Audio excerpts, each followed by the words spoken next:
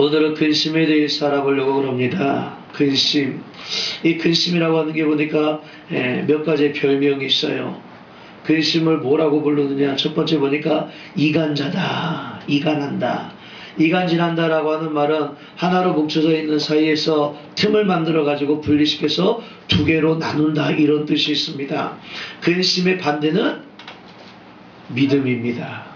근심의 반대는 믿음이요.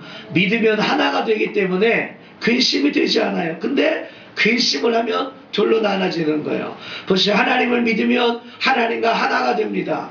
그러면 걱정 근심이 없어요. 기쁘고 즐겁고 평안할 수 있어요. 그런데 하나님을 의심하고 근심하면 하나님과 분리가 되어지니까 불안하고 초조할 수밖에 없는 거예요.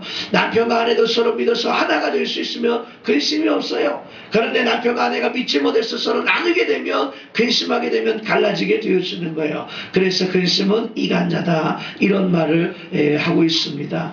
근심은 둘로 나뉘는 거예요. 여러분, 하나님과 둘이 되어서 걱정 근심 가운데 살지 아니하도록 하나님과 하나 되어 합력하여 소원을 이뤄나갈 수 있는 그런 여러분들 되시기를 바랍니다.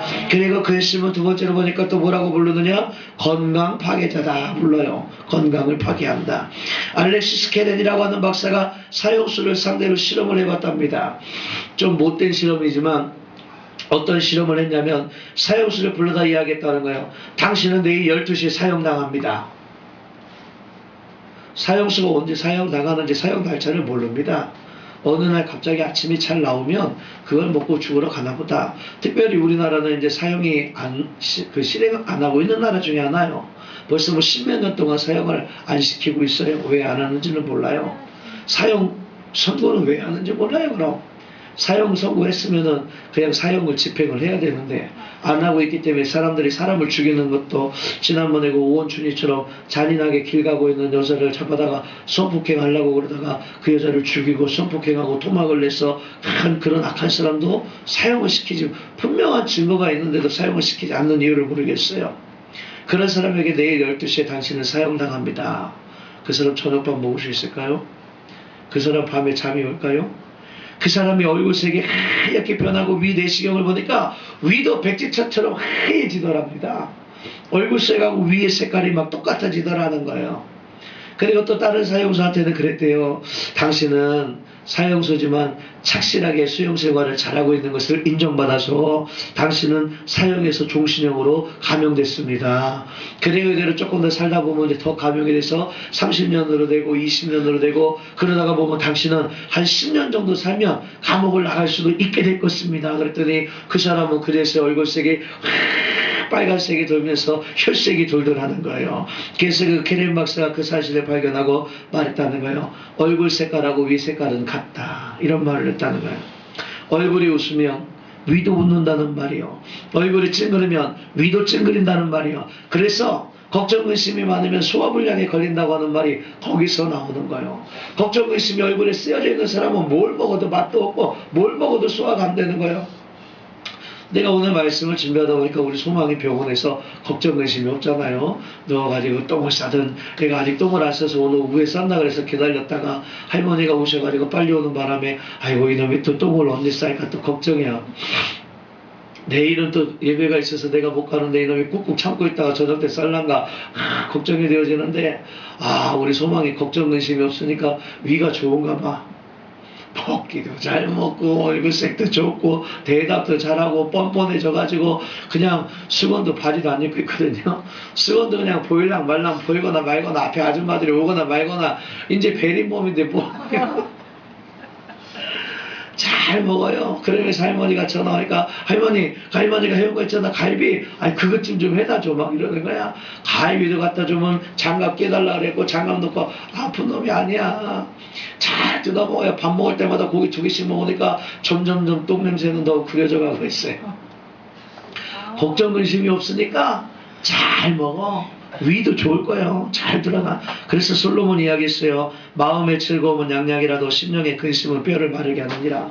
얼굴에 근심이 있으면 소화불량 걸리고 먹지도 못하고 위도 똑같이 변해져가고 또 뼈도 마르게 되어진다는 것입니다. 반대로 또 이야기가 있어요. 어떤 의사가 강의하는 걸 이렇게 좀 어떤 분이 요약을 해놓은 게 있는데 사람의 피 속에는 백혈구하고 적혈구라고 하는 것 있답니다. 적혈구는 뭐냐면 피 속에 산소를 공급해가지고 피를 맑게 해서 잘 움직일 수 있게 해주는 거예요. 그리고 백혈구는 인체에 병균이 들어오면 그 병균과 싸워서 죽이는 역할을 이 백혈구가 한답니다. 그런데 이 백혈구에는 비임파구하고 T임파구가 있대요. 점점 이제 막 복잡하니까 머리 아파지기 시작하죠. 비임파구는 나쁜 게 들어왔을 때 무조건 싸우는 거예요. 근데 무조건 싸우다 보니까 내 몸속에 있는 암세포는 구별을 못한대요. 내 몸속에 있었기 때문에. 바깥에서 들어오는 거 타고만 싸우는 거예요. 그러니까 내 몸에 고름이 생긴대요. 고름은 그 세포가 죽은 거예요. 그래서 그걸 다 덜어내면 내 몸을 보호할 수 있게 하는 거고, 이 T임파구는 암세포하고 싸워서 이길 수 있게 한다라는 거예요. 근데 암이라고 하는 게 내 몸속에서 생기는 것 아니에요? 내 몸속에서 생긴 암세포하고 내 몸속에 있는 T임파구가 그 날마다 이겨야 되는데 누구나가 다 하루에 5개에서 6개씩 암세포가 몸에서 생겨나고 있답니다.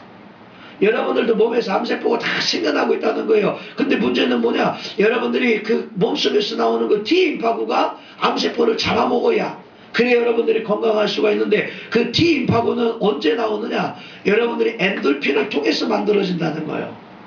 그러니까 웃는 사람은 T임파구가 나와서 암세포를 잡아먹기 때문에 건강할 수 있는데 웃지 않고 너무 심각한 표정을 짓고 계신 분들은 T임파구가 안 나와.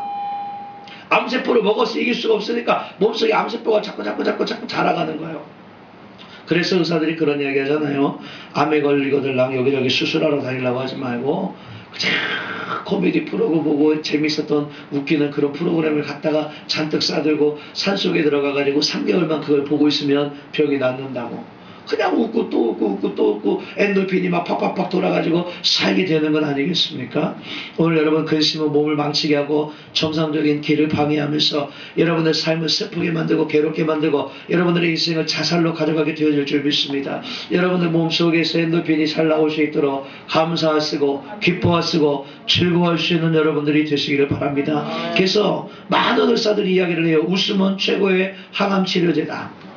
웃어야 되는 거예요. 웃어야 돼요. 일상 속에 너무 심각하게 있지 말고 잘 웃을 수 있는 그런 여러분들이 되시기를 주의 이름으로 축원합니다. 그리고 세 번째로 보니까 근심은 살인자다라고 하는 별명을 가지고 있어요. 왜? 근심하는 사람들이 어디를 많이 가느냐? 마포대교를 많이 가는 거예요.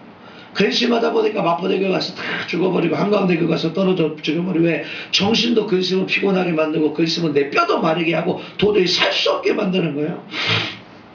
김수경 박사님이라고 하는 분의 이야기를 이렇게 쭉 읽다 보니까 거기에 자기에게 찾아온 어떤 환자의 이야기를 적어놓은 게 있어요. 21살에 결혼을 한 어떤 여자의 이야기입니다. 21살에 그 남편을 너무 사랑해서 21살에 결혼을 했어요. 그 젊은 아이들이 얼마나 사랑이 열문 불꽃같이 막 뜨겁겠습니까? 그걸 이제 참지 못하고 결혼을 했어요.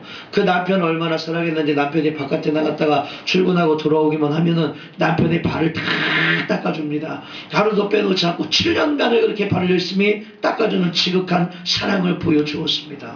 근데 그러던 어느 날 호텔 앞을 이렇게 그 여자가 우연히 지나가게 됐는데 자기 남편이 보니까 다른 여자하고 팔짱을 끼고 호텔에서 이렇게 나오는 장면을 목격한 거예요.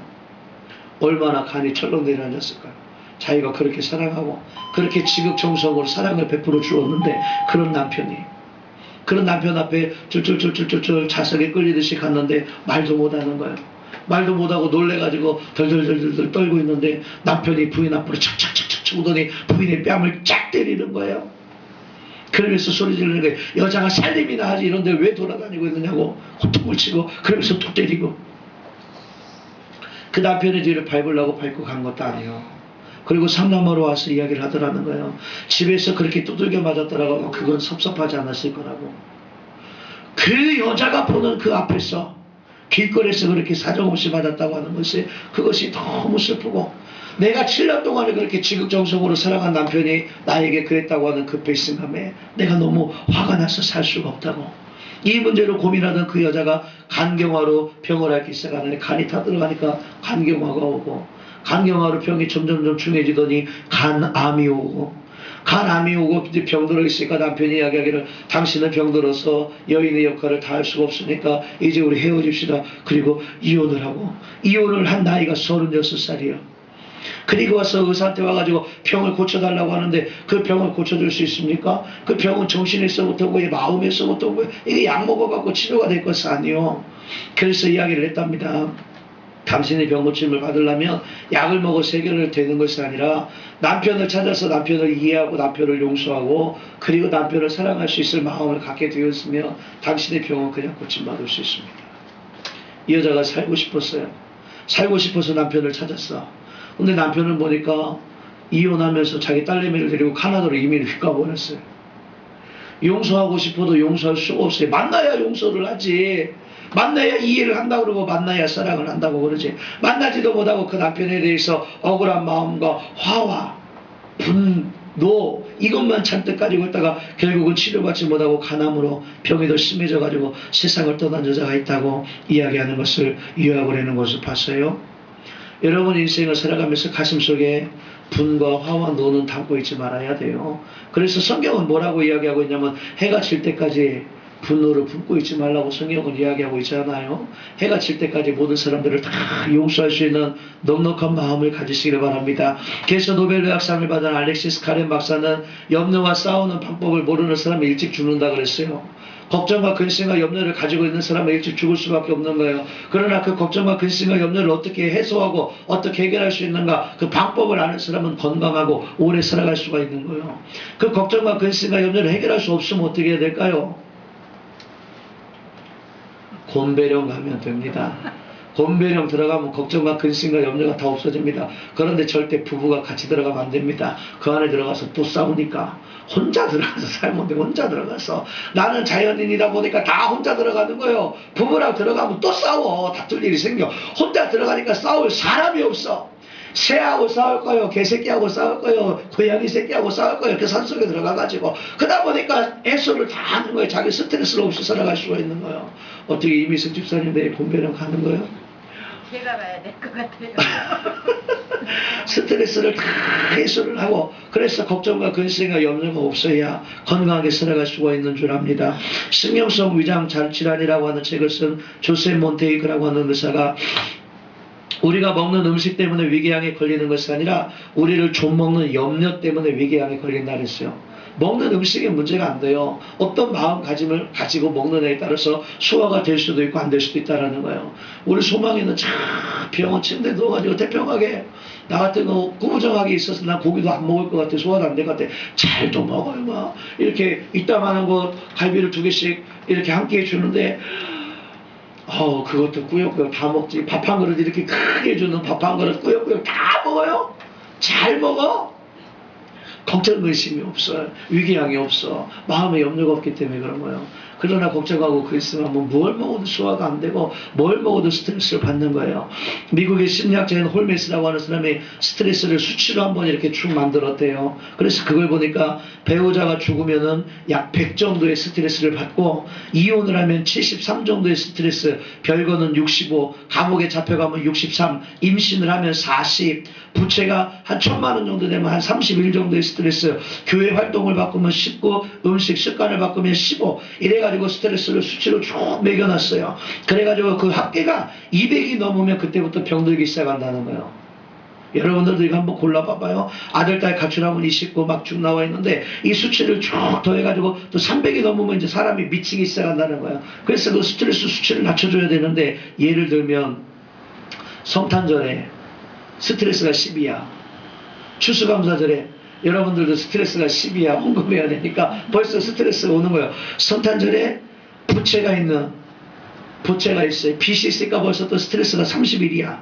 거기다가 남편 생각만 해도 스트레스가 45야. 친한 친구가 죽었다는 게 스트레스가 37이야. 이때 자녀 하나가 교통사고로 세상을 떠났어요. 스트레스가 60이야. 거기다 그래서 아내와 말다툼을 하면 스트레스가 35. 이 스트레스만 해도 벌써 230이라는 거야. 사람이 미쳐버린다는 거야.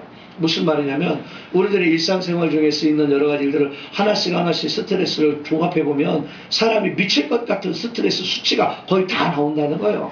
여러분들도 일상생활 오늘 한번 보세요. 집에 가서 마누라 때문에 스트레스 40, 자식 새끼 때문에 30, 밥 먹는 것 때문에 15, 뭐 때문에 뭐 빚 때문에 얼마 따개만 막 한 250, 280 머리가 미칠 것 같은 거예요. 거기다 조금 더 넘어가서 300이 넘어가 막 교회 왔는데 목사님이 설교도 길게 해. 그러면 이제 막 스트레스 막 폭발하는 거야. 그럼 미치고 말아버리는 거야. 스트레스를 잘 이겨나갈 수 있는 여러분들이 되시길 바랍니다. 그 스트레스는 여러분들을 죽게 만드는 살인자요. 그래서 예수님이 요한복음 14장 1절에 너희는 마음에 근심하지 말라 하나님을 믿으니 또 나를 믿으라 그랬어요.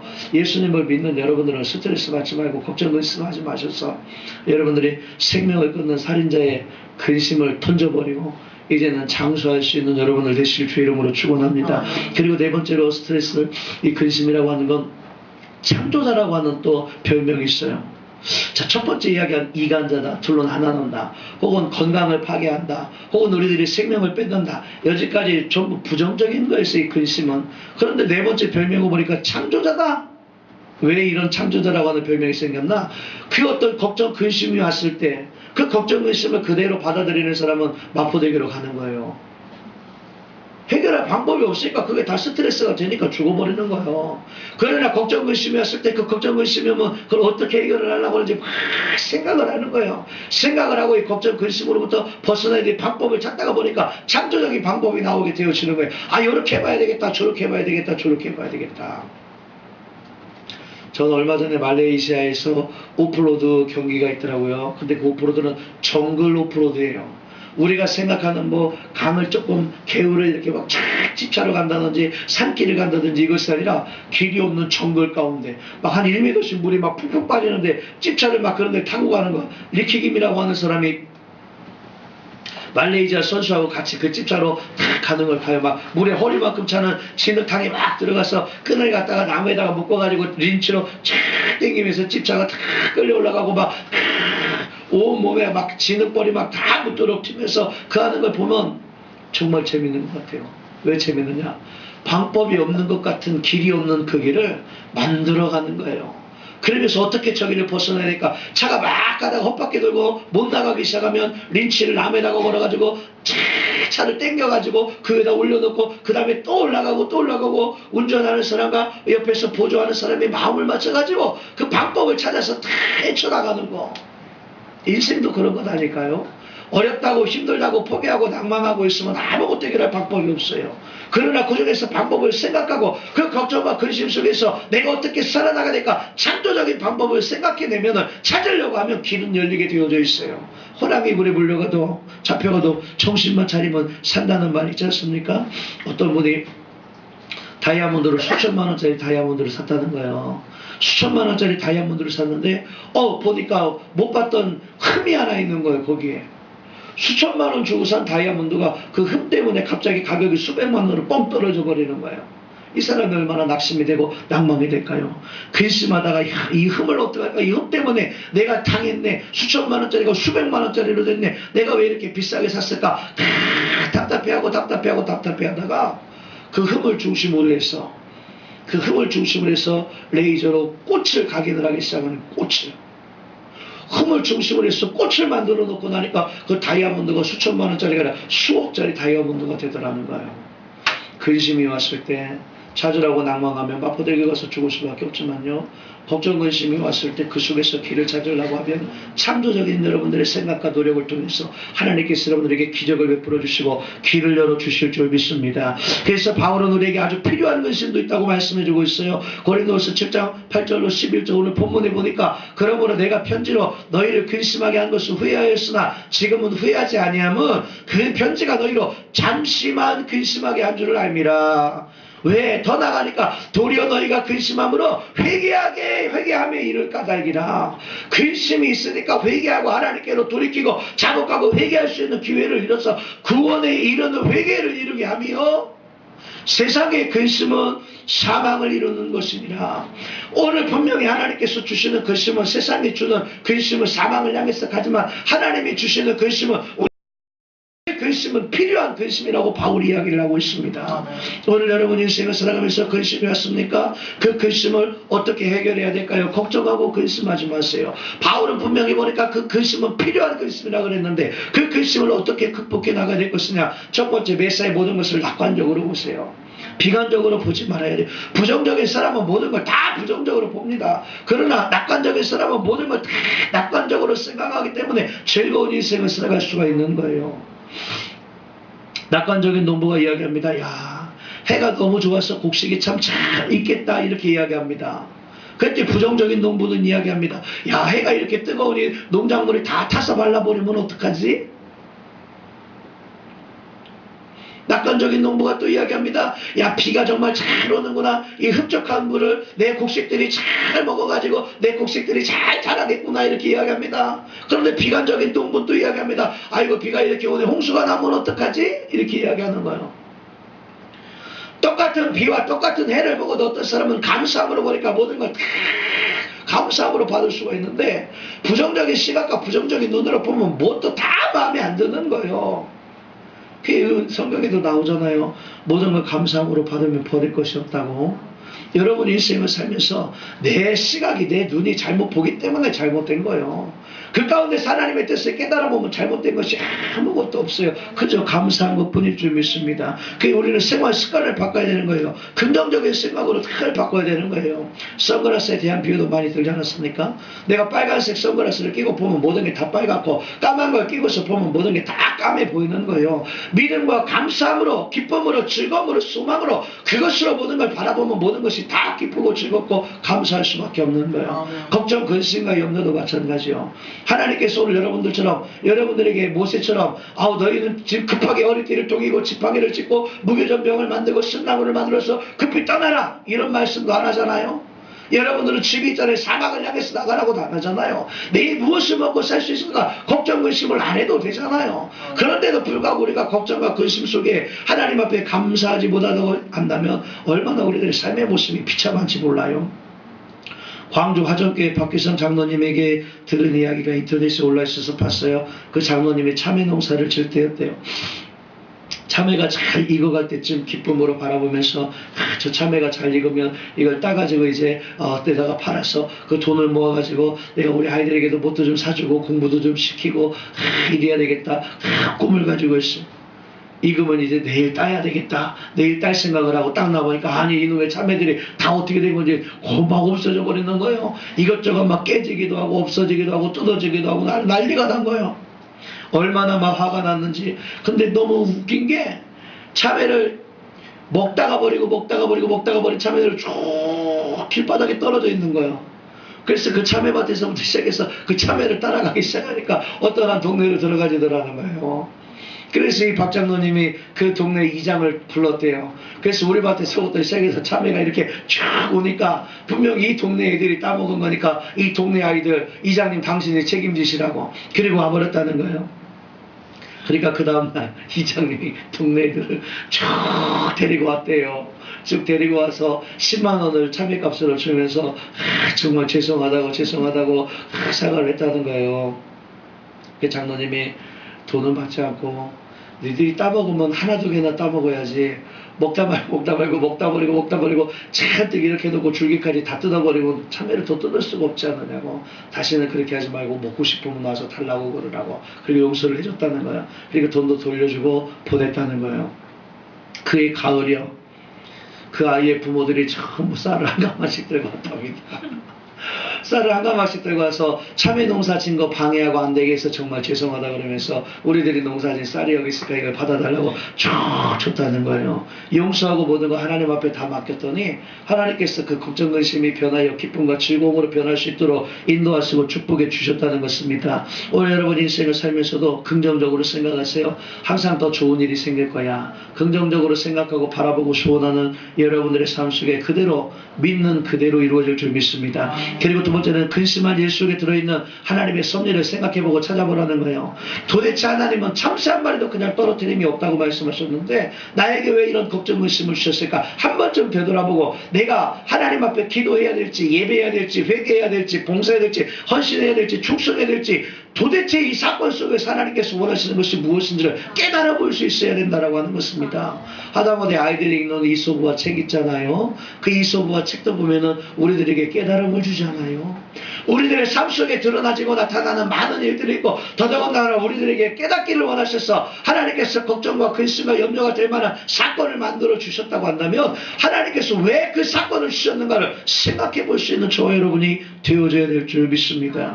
미국의 한 제재소에 40살을 막 넘긴 신실한 남자가 열심히 일을 하고 있습니다. 그런데 미국에도 경제 불황이 왔어요. 그래서 어느 날 해고 통지서를 받습니다. 회사 측에도 뭐 사정이 어렵기 때문에 당신을 더 쓸 수가 없습니다. 미안합니다. 구조조정을 해가지고 해고 통지서를 준 거예요. 그러니까 40대가 보니까 아이들이 한참 클 때고 돈 많이 들어갈 텐데 얼마나 슬프겠어요. 하나님 앞에 나와서 눈물로 기도하는 거예요. 하나님, 내가 도대체 무엇을 잘못했기 때문에 나를 도대체 왜 지금 해고 통지서를 받게 만들어서 나로 하여금 실업자를 만들고 이렇게 어려움을 주십니까? 도대체 하나님의 계획이 무엇입니까? 이렇게 기도하는 거예요. 처음에는 원망하고 실망했는데 그 원망과 실망 중에서 이제 기도를 하다가 보니까 도대체 하나님의 뜻이 무엇일까를 생각해보고 하나님 앞에 기도하게 되었더니 하나님께서 음성을 들려주시더라는 거예요. 너는 건전하게 사람들이, 피곤한 사람들이 와서 쉬고 갈 수 있는 여관을 만들어라. 그 음성을 듣고서 조그만 여관을 만들어가지고 여관을 잘 운영하기 시작하다 보니까 다른 여관들은 이상한 여관들도 많은데 그 여관은 성실하다고 하는 소문이 확 퍼지기 시작하면서 손님들이 확 몰려 들어오기 시작하고 그러면서 세계적인 체인을 가지고 있는 홀리데이 인 호텔이 되었다는 거예요. 그가 바로 캐먼 스위슨이라고 하는 사람이에요. 그 사람이 이야기를 하는 거예요. 만일 그때 내게 해고 통지서가 날라오지 않았다고 한다면 나는 목공소에서 늙어 죽었을 것입니다. 목공소 일꾼이 났습니까? 호텔 체인 회장이 났습니까? 어려웠지만 근심거리고 걱정거리고 염려였지만 하나님은 그 걱정과 염려를 통해서 깨달음을 주시고 다른 길로 인도해 주시려고 다른 계획을 가지고 계셨기 때문에 걱정과 근심과 염려를 주셨다고 하는 거예요. 여러분들에게도 걱정거리가 있고 염려가 있고 고통이 있다고 한다면 하나님은 합력하여 선을 이룬다고 하셨습니다. 왜 하나님이 그 염려를 주실까를 생각해보고 그 속에서 하나님의 뜻을 깨달을 수 있는 여러분들이 되어져야지. 그저 부정적인 생각을 가지고 불평불만 하고 원망하면서 살아서는 안 될 것입니다. 오늘 여러분 인생을 살아가면서 우리가 하나님의 섭리를 깨달으면요, 바울처럼 빌립보 감옥에 있어도 감사할 수 있어요. 기뻐할 수 있어요. 즐거워할 수 있어요. 그런데 하나님의 섭리를 깨닫지 못하면 불평불만 하고 원망하다가 넘어지고 자빠지고 실망하니까 하나님을 버리고 세상을 향해서 나아가 버릴 수밖에 없게 됩니다. 하나님의 섭리를 깨닫지 못하니까 순종할 수도 없게 됩니다. 그러니까 조금의 걱정과 조금의 근심과 조금의 염려만 오면 그런 사람은 계속 쓰러지고 넘어지고 쓰러지고 넘어지고 온 몸이 상처투성일 수밖에 없는 거예요. 오늘 여러분 인생을 살아가면서 오늘 우리 서창교회 모든 성도들은 걱정과 근심과 염려 속에서도 하나님의 섭리를 깨달을 수 있는 여러분들이 되시고 그리고 매사의 모든 것을 긍정적으로 볼 수 있는 여러분들이 되셔서 어떤 환경 가운데서도 기쁨으로 잘 살아가면서 걱정 근심을 다 벗어버리고 하나님께서 주시는 위로와 평안 가운데 살아갈 수 있는 저와 여러분이 다 되시기를 주의 이름으로 축원합니다. 기도하겠습니다. 사랑의 하나님 감사합니다.